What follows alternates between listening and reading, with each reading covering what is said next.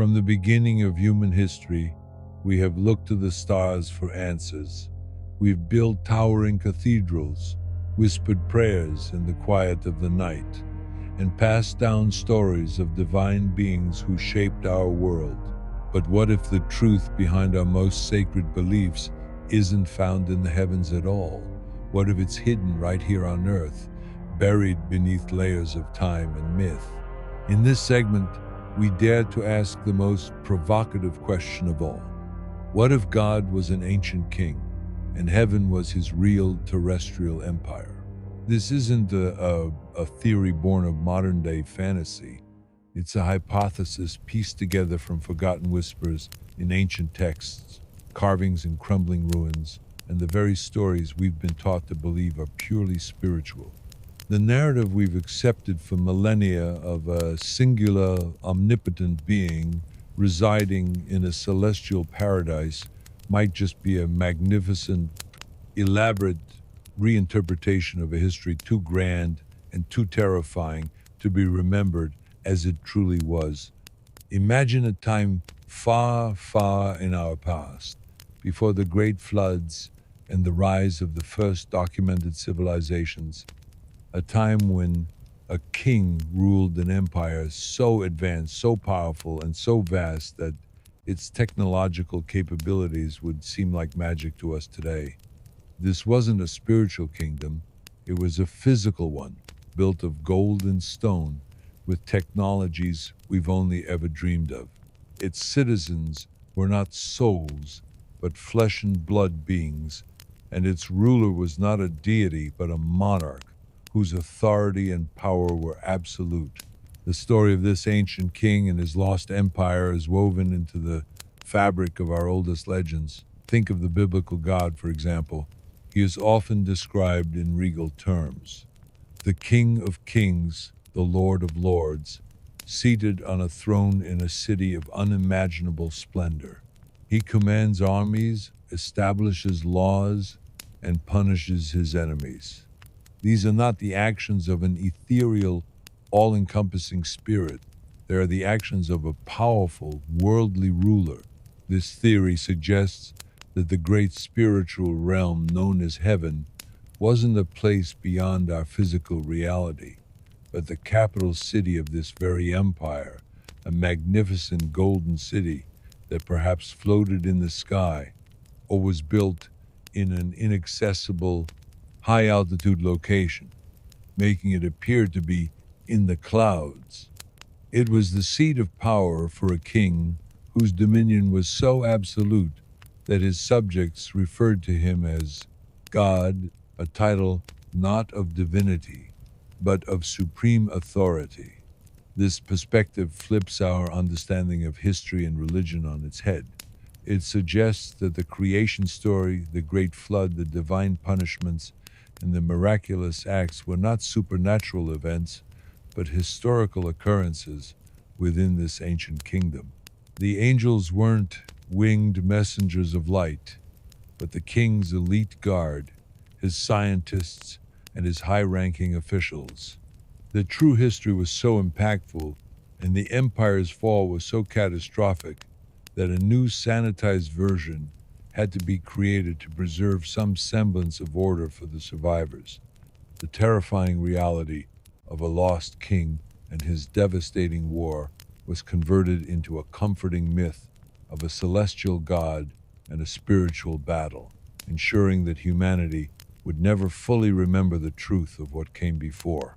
So, as we begin this journey, let go of everything you think you know about God, heaven, and creation. Prepare to look at our oldest religious texts and our most mysterious ancient ruins with a new set of eyes.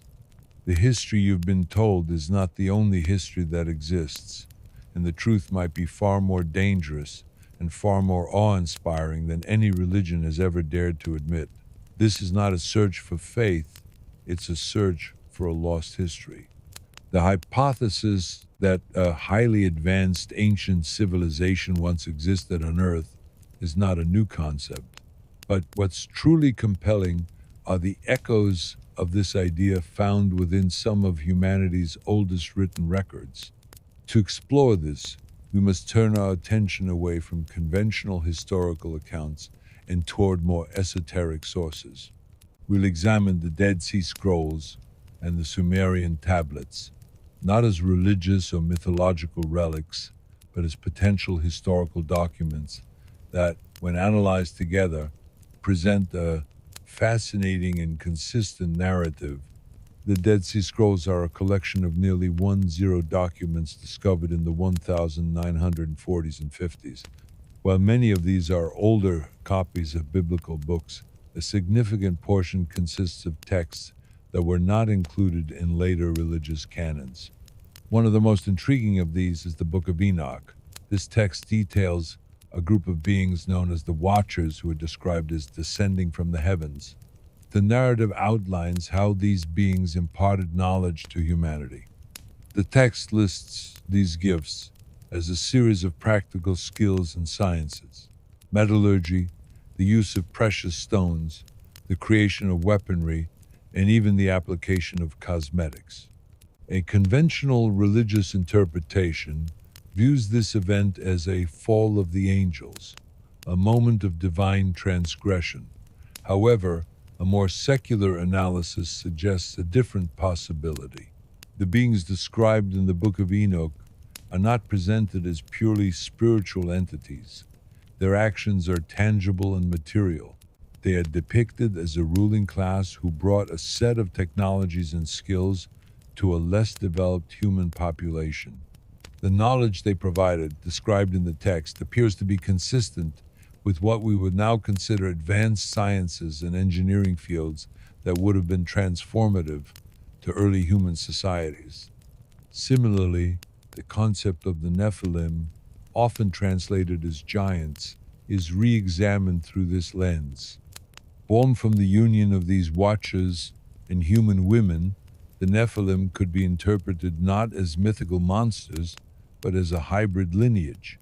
The text described them as possessing exceptional abilities, which could be seen as the result of a deliberate biogenetic process, a form of advanced manipulation that created a distinct, powerful class of beings intended to lead or command the newly introduced human population.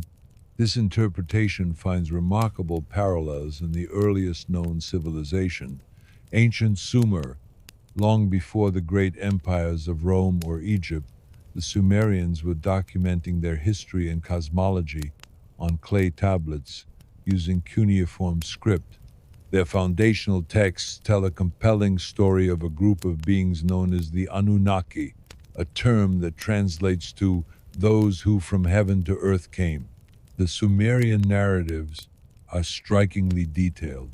They describe the Anunnaki descending from the sky to establish cities and initiate the first human civilizations.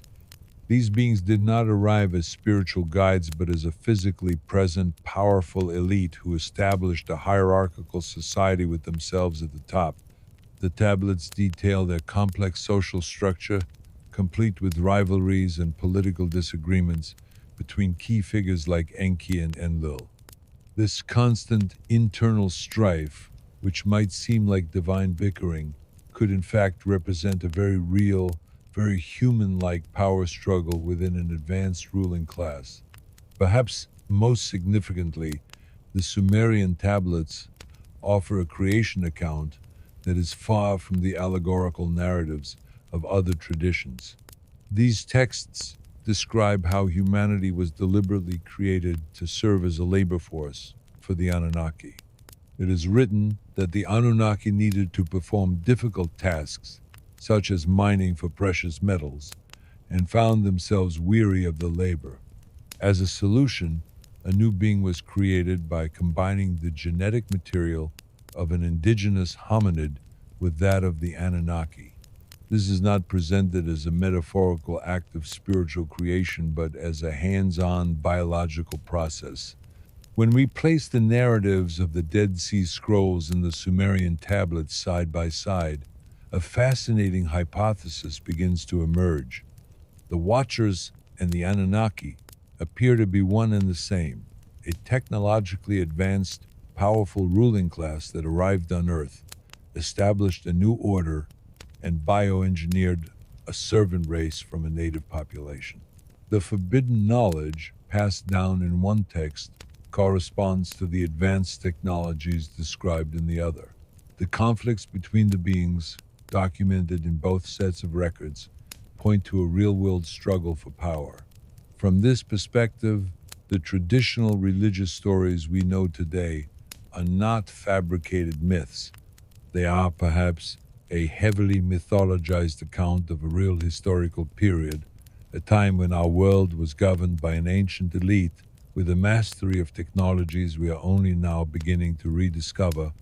These texts, preserved for millennia in isolated caves and buried cities, may serve as a historical record of our true origins, a past that was so transformative that it had to be reframed and recoded as a spiritual narrative in order to survive the fall of that ancient civilization.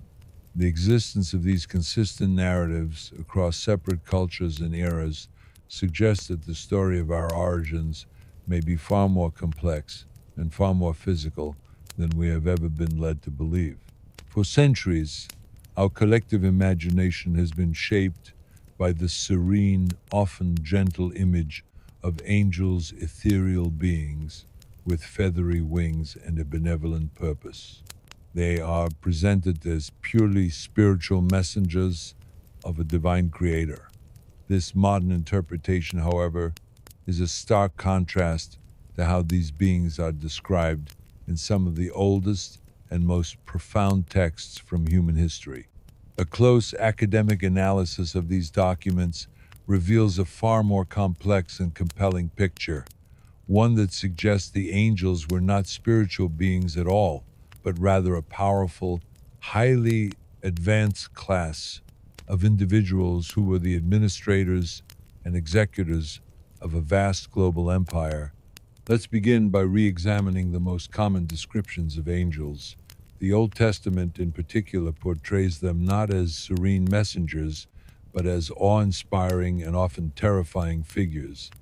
In the book of Ezekiel, the prophet describes a vision of beings with four faces and four wings. He details their legs as straight and their feet as like the sole of a calf's foot, glowing with the gleam of burnished brass. He also describes what are known as the Ophanim, or thrones, as wheels within wheels, full of eyes, that moved with an intricate mechanical precision. These are not descriptions of ethereal spirits. They are accounts of complex, possibly cybernetic, or technologically enhanced beings that were utterly alien to the human mind of that era. Furthermore, we must consider the functions of these beings. Angels are not merely spiritual couriers.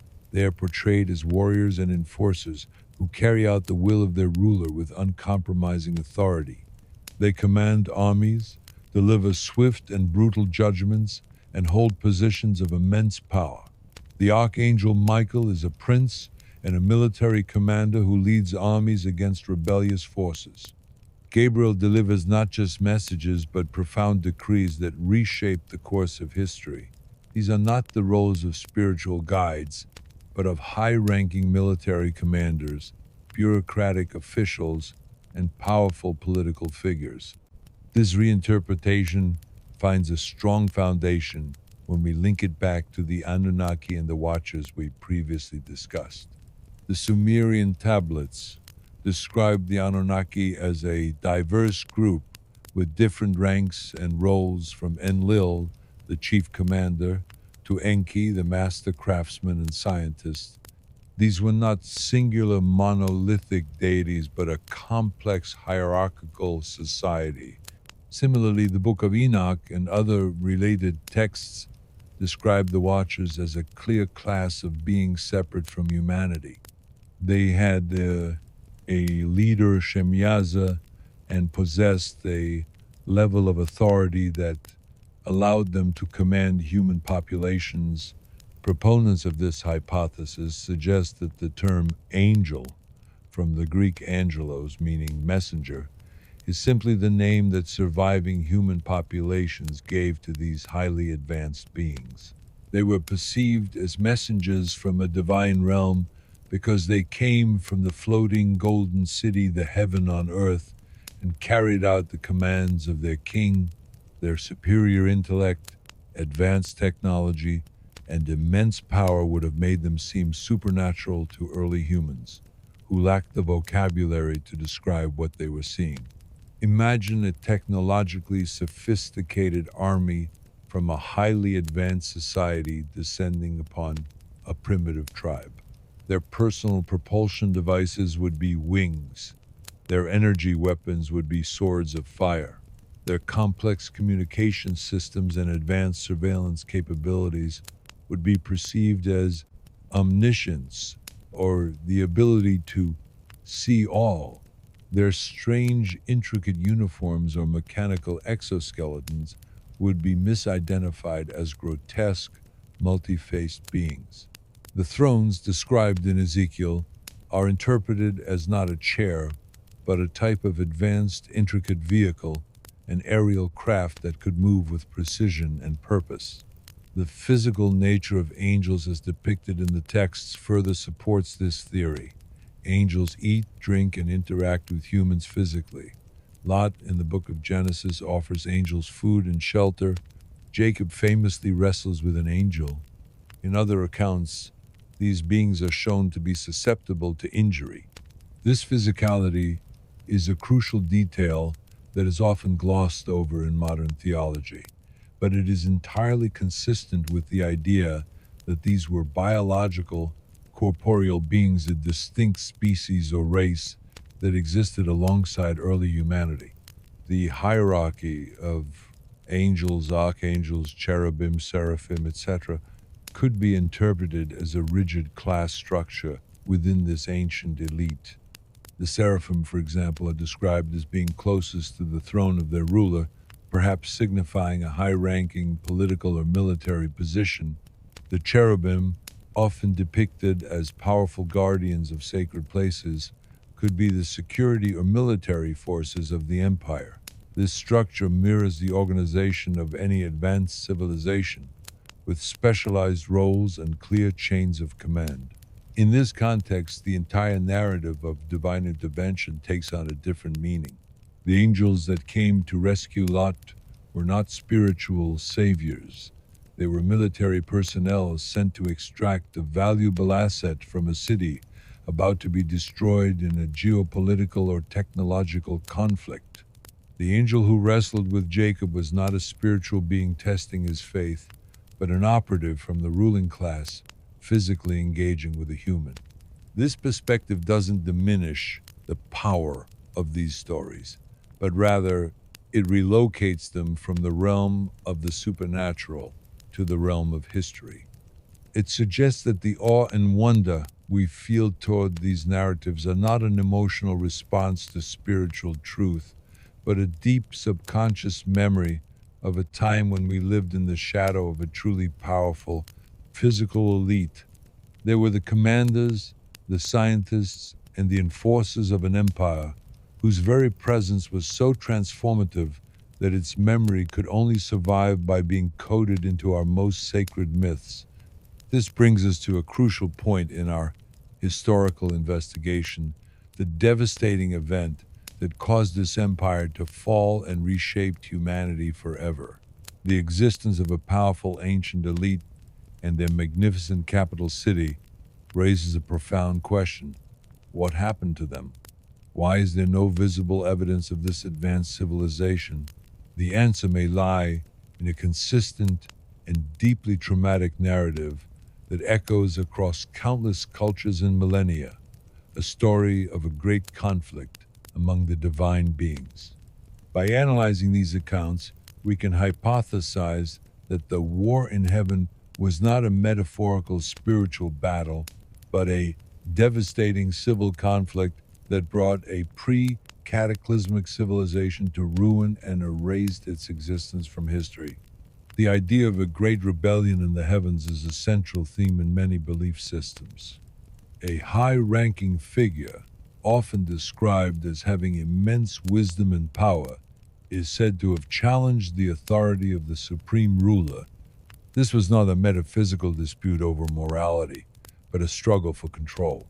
It was a political and technological conflict over the future of a global empire. The fall of the rebellious faction was not a spiritual banishment to a hell realm. It was a physical defeat and a permanent expulsion from the Golden City, the very seat of power they sought to control. This singular, powerful narrative is not unique to any one tradition. A comparative analysis of global mythologies reveals a common blueprint for these cosmic battles, suggesting a shared historical memory.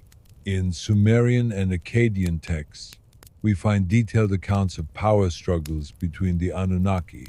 Figures like Enlil and Enki, both powerful and influential, are shown to have had bitter rivalries and disputes over governance and authority. These were not minor disagreements. They were conflicts that deeply affected the human populations under their rule. These narratives, when viewed through a secular lens, appear to be records of internal strife within a ruling class. Greek mythology provides the compelling narrative of the Titanomachy, the 10-year war between the older generation of gods, the Titans, and the younger, led by Zeus. This was a battle for control of the cosmos, fought with immensely powerful symbolic weapons like thunderbolts and seismic forces. The war ended with the defeat and imprisonment of the Titans in Tartarus, a dark subterranean pit. This can be interpreted as a vivid mythological memory of an intergenerational conflict that resulted in a new ruling faction assuming power and a defeated faction being exiled to an isolated, possibly underground location. Norse mythology tells of Ragnarök, the final battle that culminates in the destruction of the old world and the birth of a new one. It is a conflict of cosmic proportions, with gods and their adversaries engaged in a final world-shattering confrontation. The prophecy foretells the obliteration of the existing order and the sinking of the world into the sea.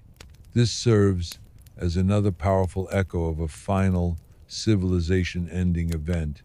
Proponents of this theory suggest that these are not separate, independently created myths. They are fragmented cultural memories of a single devastating event. The divine powers and supernatural weapons of these conflicts, thunderbolts, fiery swords, and cataclysmic floods, were not allegorical. They were likely a memory of advanced and incredibly destructive technologies used by the two opposing factions of the ancient elite. A war fought with such weaponry would not have been contained. It would have had global consequences, causing massive geological and climatic shifts that would have been interpreted by survivors as divine retribution.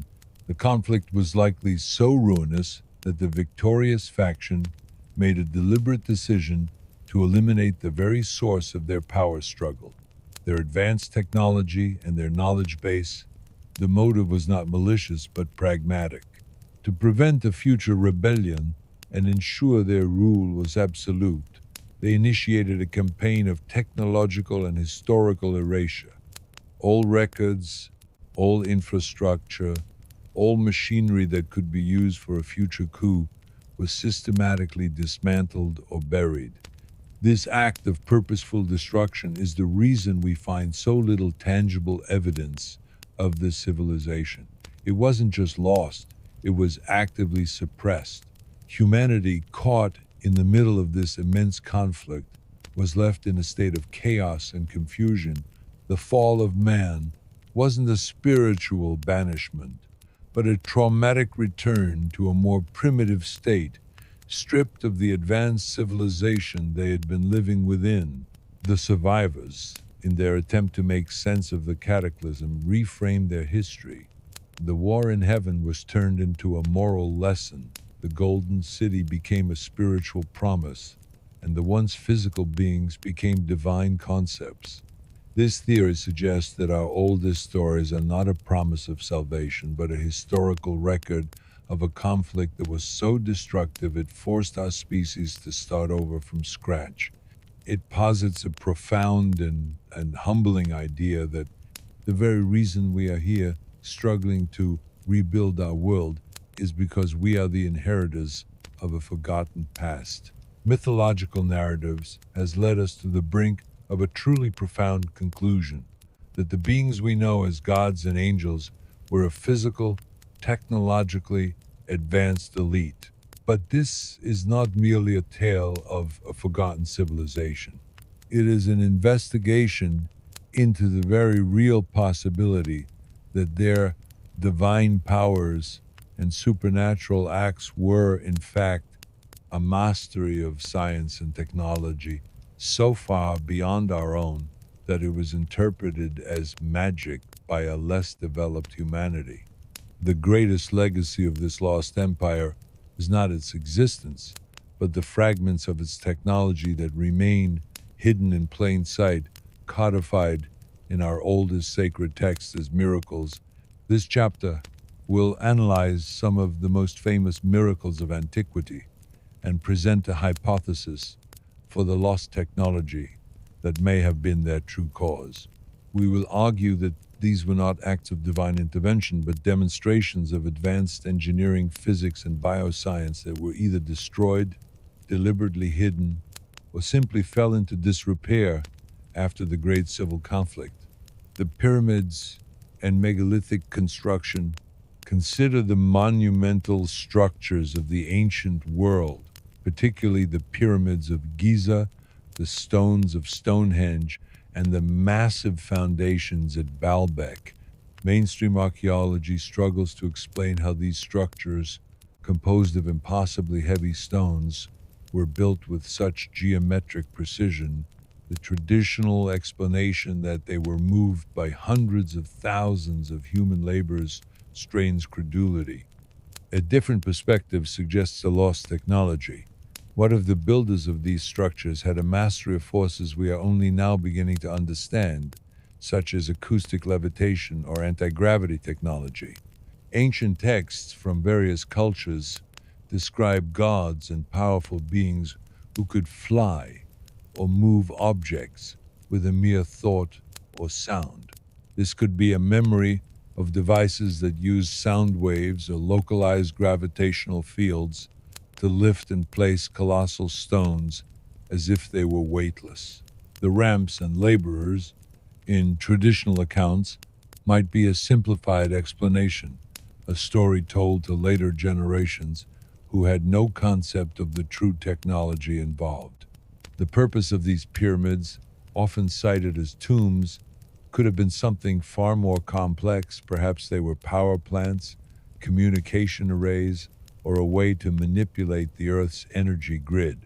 The Ark of the Covenant is one of the most enigmatic artifacts in biblical tradition. It is described not just as a sacred chest, but as an object of immense power. It leveled the walls of Jericho with a sound, brought plagues upon its enemies, and had a lethal charge that killed anyone who touched it incorrectly. It emitted a glowing light and produced a voice. These attributes sound less like a religious relic and more like a highly advanced portable technological device. Proponents of this theory suggest the Ark was a power source or a weapon of the ancient elite. Its strange powers, its ability to cause a localized plague, to affect people's health, and to destroy fortifications could be interpreted as a biological weapon, an electromagnetic pulse generator, or a sonic weapon. The gold plating and the intricate design with the cherubim on top might have been part of its functional design, a way to contain or channel its immense power. The severe penalties for touching it without proper training and gear suggest that it was not a magical object, but a dangerous piece of machinery with strict operating protocols.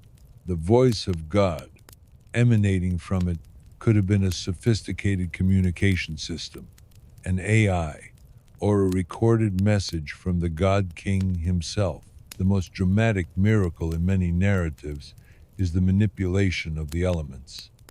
The parting of the Red Sea and the great floods found in nearly every culture on earth are often seen as acts of divine will. From a secular viewpoint, however, they could be the result of a mastery of climate and hydrology.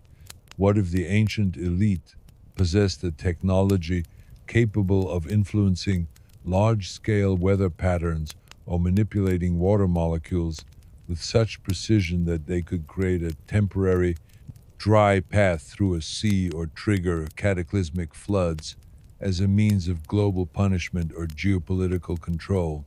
The pillar of fire and pillar of cloud that guided the Israelites could be interpreted as a self sustaining energy source or a complex atmospheric vehicle that led the way, using the power of the sun and the atmosphere to generate its form.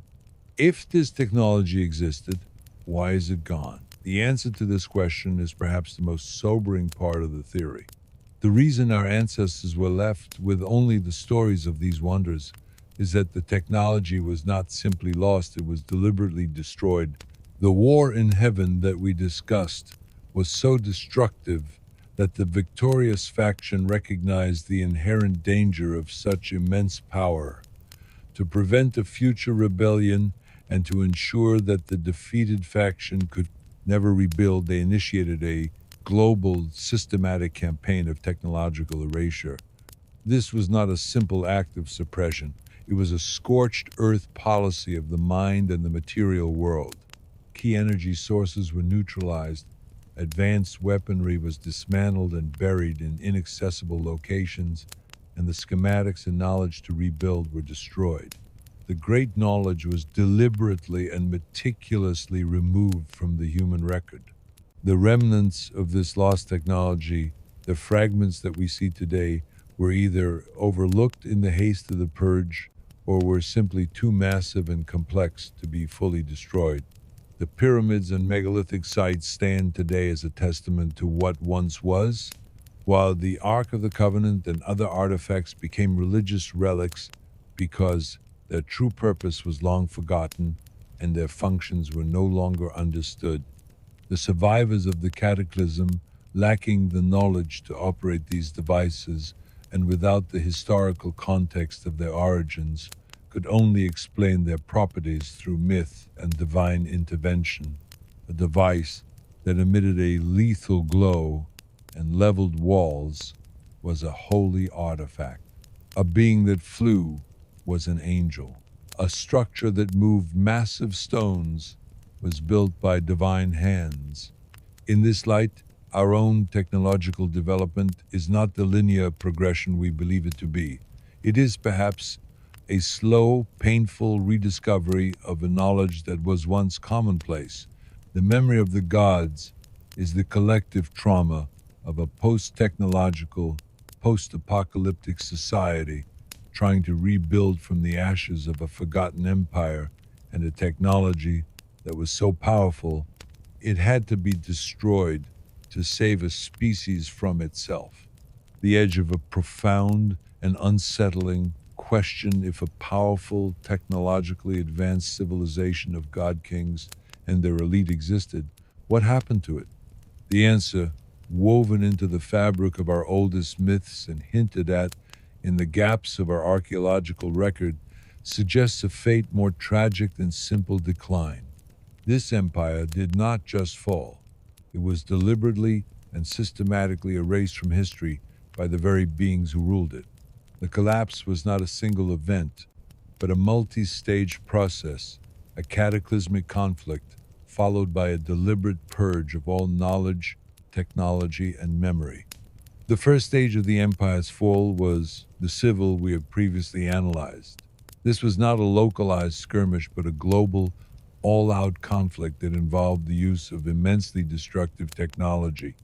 The divine fire and thunderbolts that are described in various myths likely caused geological and atmospheric events of an unimaginable scale. We can hypothesize that this war triggered massive volcanic eruptions, caused widespread seismic activity that reshaped continents, and released atmospheric pollutants that triggered a long-lasting global cooling event. This cataclysm would have had two devastating effects. First, it would have shattered the physical infrastructure of the empire. The magnificent Golden City, with its advanced anti gravity systems, may have been brought crashing down. Its energy grid, communication systems, and life sustaining technologies would have failed in a cascade of destruction. Second, it would have decimated the human population. The survivors would have been thrust into a primitive post apocalyptic world, stripped of the technology and governance they had become accustomed to. The trauma of this period is still reflected in our collective memory through universal myths of a great flood or a global fire. These were not natural events, they were the consequences of a war that made a battlefield of the entire planet. The sheer scale of the devastation would have left the world in ruins and the remaining human population in a state of primal shock, their minds unable to process what they had just witnessed. In the aftermath of the conflict, the victorious faction of the ancient elite was faced with a chilling choice. The very technology that had enabled their power in their civilization had also been used to nearly destroy them.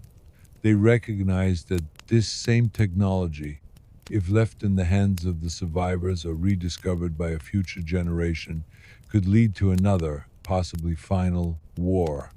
So began the second phase of the empire's fall, a methodical, deliberate campaign of erasure.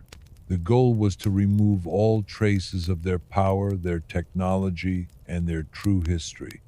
This was done in several ways: dismantling and neutralizing infrastructure. The elite would have systematically dismantled or destroyed all the key technological infrastructure that remained.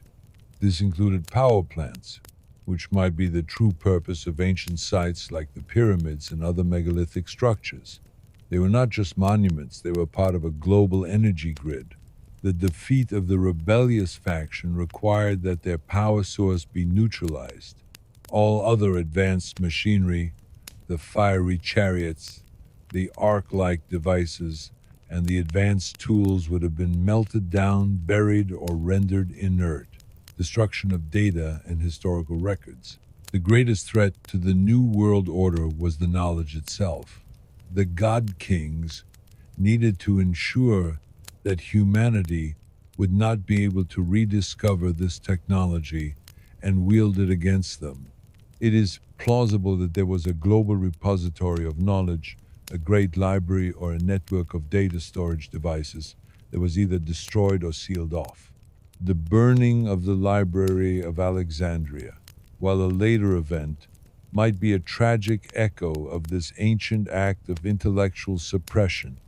All records of the empire's true origins, of their bioengineering, their political conflicts, and their technology were either erased or fundamentally altered. The final and most crucial stage was the rewriting of history itself. It was not enough to destroy the physical evidence. The memory of the empire had to be transformed. The surviving elite understood that the vacuum of knowledge would be filled by the fears and superstitions of the remaining human population. To prevent chaos and to ensure their continued authority, they created a new, simplified narrative, the foundation of modern religion. Reframing the elite. The surviving gods no longer presented themselves as a corporeal ruling class. They became spiritual beings, distant and omnipotent, residing in a celestial realm beyond human reach. This made them untouchable and their power unquestionable. The term divine was no longer a title of a king, but a statement of their new, ethereal nature. The fight was recoded as a moral battle between good and evil, with the rebellious faction cast as demons. The victorious elite became the forces of light and righteousness, and their exiled rivals became the purveyors of sin. This narrative served as a cautionary tale, a powerful tool of control to keep humanity from ever questioning the new order.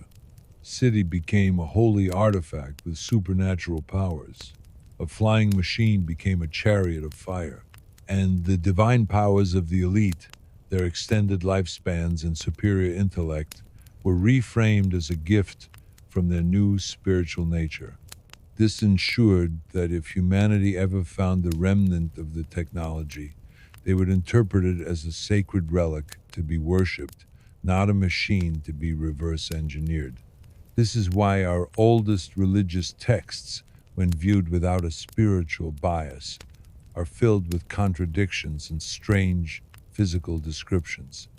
They are a clumsy attempt by a traumatized people to preserve the memory of a glorious and terrifying past, even as their own leaders actively work to suppress it. The ancient scrolls and tablets that we have analyzed are not just fragments of history, they are a direct and raw memory of a civilization that was intentionally and meticulously erased. The great silence in the archaeological record is not a mystery. It is a testament to the success of this plan.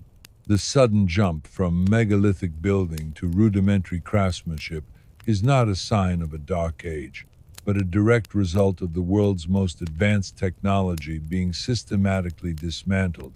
Our search for lost civilizations is a futile one, not because they are undiscovered, but because they are gone, leaving behind only the myths of their power to haunt our history.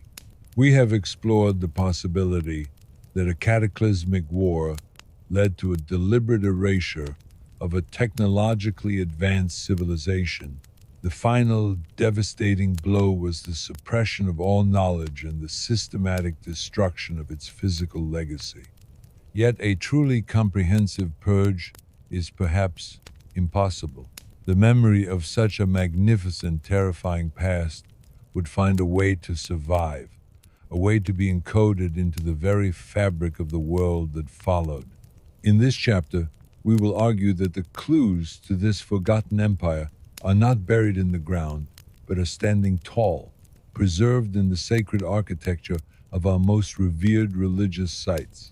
From a conventional perspective, the intricate geometry, celestial alignments, and impossible construction of ancient temples and modern cathedrals are seen as a testament to faith and a primitive understanding of the cosmos, but proponents of a different hypothesis suggest they are something far more profound, a form of architectural memory, a silent and coded language that commemorates a lost age of technological mastery and a physical connection to the heavens. The use of sacred geometry and religious architecture across diverse cultures is not a coincidence. It is a profound echo of a shared, lost science. The golden ratio of phi, the Fibonacci sequence, and precise geometric shapes such as the Vesica Piscis are found in everything from the layout of the Great Pyramid to the floor plans of countless cathedrals. The Parthenon, a temple dedicated to the Greek gods on a physical mountain, is a perfect example. Its dimensions are governed by a complex geometric system. A secular interpretation suggests that this isn't just an aesthetic choice. It is a form of inherited encoded knowledge. What if these geometric principles were a fundamental part of the technology of the ancient elite?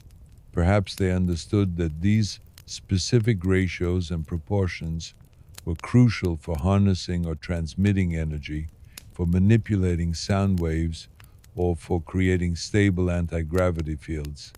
The cathedrals and mosques built in later eras might not have been using these principles for some abstract spiritual reason, but because they were a deeply embedded part of the cultural memory of how to build something stable, awe-inspiring, and connected to a higher power. It's a memory of a time when these principles were a functional, not just a symbolic aspect of architecture. Another astonishing feature of our oldest structures is their precise alignment with celestial bodies. The Great Pyramid is aligned almost perfectly with the four cardinal directions. Stonehenge's main axis is perfectly aligned with the summer solstice sunrise.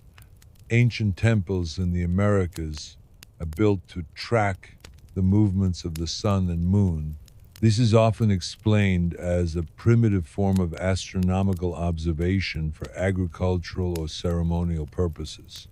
However, a more radical interpretation proposes that these alignments are a memory of the advanced astronomical and navigational knowledge of the ancient elite.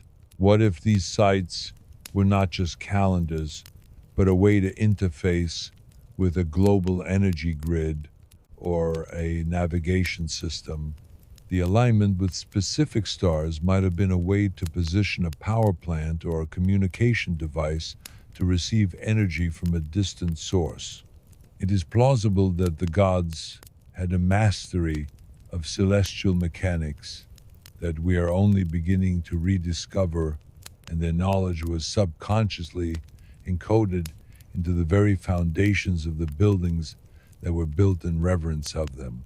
The intricate carvings, grotesque figures, and decorative details of our cathedrals and temples may hold an even more direct memory of the past. The labyrinth. The floor of Chartres Cathedral in France contains a famous labyrinth, a complex spiraling maze. While now a symbol of a spiritual journey, it could be a subconscious memory of the complex, interlocking power grids or the vast, sprawling internal mechanisms of the ancient Golden City. It is a visual representation of a technological reality that was too complex to describe in words. Gargoyles and grotesques. These monstrous and bizarre figures are a common feature on many cathedrals. They are meant to ward off evil, but they bear a striking resemblance to the strange and terrifying descriptions of the angels found in ancient texts. The multi-faced, wheel-within-wheel beings of Ezekiel's vision, or the unsettling watchers of the Book of Enoch, were likely too frightening to be depicted realistically. Therefore, their physical memory was sanitized and turned into grotesque, but ultimately powerless, gargoyles, a way for the survivors to make sense of the horrifying beings who once ruled them. The inexplicable construction. The precision of stone cutting at sites like Pumapunku in Bolivia, where stones are cut with impossible angles and keyhole grooves, suggests a technology far beyond chisels and hammers. The massive stones of the walls of Sacsayhuaman in Peru fit together like a perfect jigsaw puzzle. This is not a testament to human ingenuity alone. It is a physical, undeniable record of a lost technological capability. These sites are the remnants of a civilization that had mastery over materials and forces that we are only now beginning to comprehend. The builders of the cathedrals and temples that followed may have consciously or subconsciously tried to replicate this mastery, not understanding that the original builders had access to an entirely different set of tools, perhaps acoustic devices or energy-based cutters that could shape stone like clay. This encoded architectural memory was likely passed down through secret societies and guilds, such as the Freemasons, who traced their lineage back to ancient stonemasons. They may not have fully understood the scientific purpose behind their practices, but they preserved the knowledge through ritual and symbolism, ensuring that the memory of the gods' technology would not be lost forever. The great cathedrals of Europe, the temples of Asia, and the pyramids of the Americas are not just buildings. They are the survivors of a cataclysm, a physical record of a lost time. They stand as a silent testament to an advanced civilization that was intentionally erased from our history, leaving only these monumental, enigmatic clues. We are surrounded by the relics of a world we have forgotten, and the very act of studying these sacred places may be our first step toward rediscovering the knowledge that was once taken from us. The myth of the second coming and the final judgment is therefore not a promise of a spiritual end, but a final test for our species. It is a question posed by the echoes of a forgotten past, When our own gods return, will we have learned to use our technology responsibly? Will we have forged a society of peace and wisdom, or will we have repeated the same mistakes, proving that we are not worthy of their legacy? The answer to that question is not written in any prophecy. It is waiting to be written by us in the very future we are building today. Mark of evil, but a reference to a specific frequency, a chemical formula, or a coordinate on a planetary grid. What if the descriptions of the New Jerusalem are not just a vision of heaven, but a set of architectural plans for the new city to be built? This would be the ultimate safeguard, a prophecy that looks like a spiritual warning, but functions as a blueprint for a future technological state. The ancient elite, knowing they would be gone for a long time, left behind not just physical clues in our architecture, but also a living promise of prophecy that would be passed down through the generations, preserving their memory and their intentions for a future return. This ensures that when the time comes, there will be a segment of humanity, a chosen people in a different sense, who understand the true meaning of the events unfolding around them. The truth of our past may be a cyclical one. Our history is not a linear progression from primitive to advanced, but a repeating pattern of golden ages followed by a catastrophic collapse. The forbidden prophecies suggest that we are at the end of a long, dark cycle, and that the return of the ancient elite is not a matter of faith, but of time. We are living in the final chapters of a history that was deliberately hidden from us, and the prophecies of our future may be the most accurate historical record of all.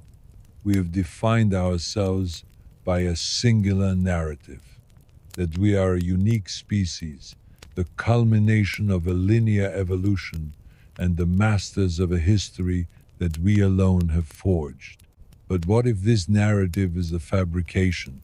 What if our history is not a straight line, but a repeating cycle, and our place in the cosmos is not that of a unique creation, but of a forgotten species trying to reclaim a past that was deliberately erased? If the hypothesis we have explored holds true that our gods were an ancient elite, our heaven was their terrestrial empire, and our miracles were their lost technology, then the implications for our future are nothing short of revolutionary. This is not just a different version of history. It is a complete reframing of who we are, where we came from, and where we might be headed. This final chapter will explore what this means for our collective consciousness, our technology, and our ultimate destiny. The first and most profound implication is a complete overhaul of our understanding of human history. The conventional view is that civilization began with the rise of agriculture and has progressed in a more or less continuous, linear fashion from primitive to complex. But the evidence of a pre-cataclysmic civilization suggests a different cyclical model. What if our history is a series of great ages, each culminating in a cataclysmic fall and a period of amnesia, followed by a slow, painful rediscovery of lost knowledge?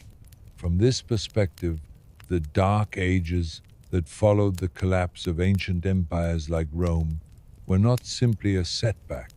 They were a societal memory of a far greater, more devastating collapse that happened millennia before. The Renaissance, the scientific revolution, and the modern technological boom are not just human achievements. They are a sign that we are reaching the same level of technological sophistication as the previous age, bringing us to a critical inflection point in our cyclical journey. Our current political strife, environmental crises, and nuclear proliferation are not just modern problems. They are echoes of the same conflicts that brought down the First Empire. This is a humbling thought. It suggests that we are not the pinnacle of creation, but merely a species that is repeating a pattern of rise and fall, perpetually forgetting the lessons of the past. The myth of a lost golden age, of a perfect past that can never be recovered, is not a nostalgic fantasy. It is a deep, subconscious memory of the last great age of civilization before the war that shattered the world. For many, this hypothesis might seem to invalidate religion. However, from another perspective, it does the opposite. It provides a historical, physical, and rational foundation for our oldest beliefs. It suggests that our sacred texts are not a fabrication, they are a historical record, albeit one that has been heavily edited and mythologized for survival. This reframing does not diminish the power of these stories, but instead imbues them with a new kind of truth. The search for God is not a quest for a spiritual being in a distant heaven, but a search for a lost history, a memory of a powerful and real ruler who once walked among us. The hope for an afterlife is not a promise of spiritual paradise, but a collective memory of a golden city, a physical place that promised eternal life through advanced technology and bioengineering. This could provide a new, unifying foundation for faith, one that is not based on blind belief, but on a historical reality. It allows us to view ancient prophets not as spiritual mediums, but as chroniclers of a forgotten era, recorders of history, not messengers of a divine entity. The most urgent implication of this theory lies in our own technological future. As we have seen, the miracles of the ancient elite anti-gravity, advanced energy systems, and bioengineering were likely the result of a science that we are only now beginning to rediscover. Our current research into quantum physics, genetic engineering, and artificial intelligence is not just a linear progression, it is a re entry into the same technological domain that brought down the first civilization. This presents a profound choice for our future. We are reaching a point where we will have the power to create life, to manipulate matter, and to wield energy on a planetary scale. The same hubris that led the ancient elite to their civil fight, the ambition to play God, is now a very real possibility for us. Are we destined to repeat the same mistakes? Will our own advancements in AI and robotics lead to a new, will our mastery of energy and lead to a new fight in heaven that shatters our world? This theory serves as a chilling prophecy and a powerful warning. The lost technology is not just a prize to be found, it is a profound responsibility that we are not yet prepared to handle. The memory of the gods is not just a ghost from the past, it is a mirror reflecting our own potential for both greatness and self-destruction. A new place in the cosmos. Finally, this hypothesis fundamentally redefines our place in the universe. We often wonder if we are alone, if we are the only intelligent life form in the cosmos. But if this theory is true, we have a clear answer. We were not alone. We are not a unique creation, but a species that was manipulated and then abandoned. We are the survivors of a conflict between two warring factions. This shifts our search for extraterrestrial life. We may not need to look to the stars for a new civilization. We may need to look to our own hidden history. The aliens we seek may have been here all along, and their legacy is woven into the very fabric of our myths, our religions, and our genes. Our destiny may not be to reach for the stars, but to rediscover our true origins, to find the hidden knowledge that was taken from us, and to decide whether we are worthy of inheriting the legacy of a broken empire. The myth of the second coming and the final judgment is therefore not a promise of a spiritual end, but a final test for our species. It is a question posed by the echoes of a forgotten past. When our own gods return, will we have learned to use our technology responsibly? Will we have forged a society of peace and wisdom, or will we have repeated the same mistakes, proving that we are not worthy of their legacy? The answer to that question is not written in any prophecy. It is waiting to be written by us in the very future we are building today.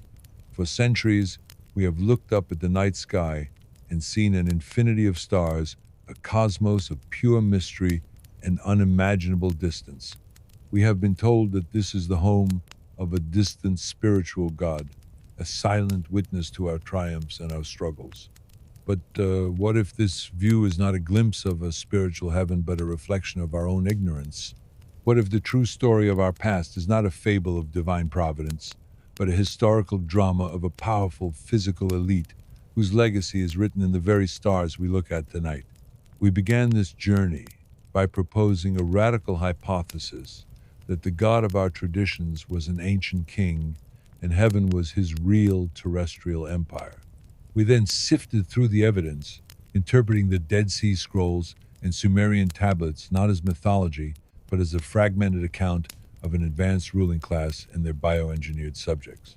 We examined how the memory of their magnificent capital was preserved in the symbolism of our sacred architecture, and how their lost technology, which could manipulate matter and control the elements, was recoded as divine miracles. We explored the possibility that the fight in heaven was a cataclysmic civil fight among this elite, a conflict so devastating that it was followed by a deliberate and successful campaign to erase all evidence of their existence. Finally, we looked into the future and considered that the forbidden prophecy of a return is not a spiritual promise, but a historical warning, a cyclical blueprint for a future that is not an abstract judgment, but a physical reckoning. This entire narrative, while speculative, forces us to confront the most fundamental questions of our existence. It asks us to move beyond a comfortingly simple story and to embrace a reality that is far more complex, humbling, and terrifying. The first and most powerful reflection this theory offers is a profound sense of humility. We are not, as we have long believed, the unique and singular pinnacle of creation. We are a species with a forgotten past, living in the shadow of a far more advanced civilization. The very idea that our gods were once a physical presence on Earth, and that our divine origin stories are in fact a memory of bioengineering, forces us to reevaluate our self-perception. We are not at the top of a cosmic hierarchy, but are instead part of a much larger and far more complex story that we have only begun to understand. This is a humbling realization, but it is also a liberating one. It frees us from the constraints of a linear history and opens our minds to a future filled with the potential we have yet to comprehend. This journey through a forgotten past is ultimately a conversation about our own future. We are, at this very moment, standing at a technological precipice.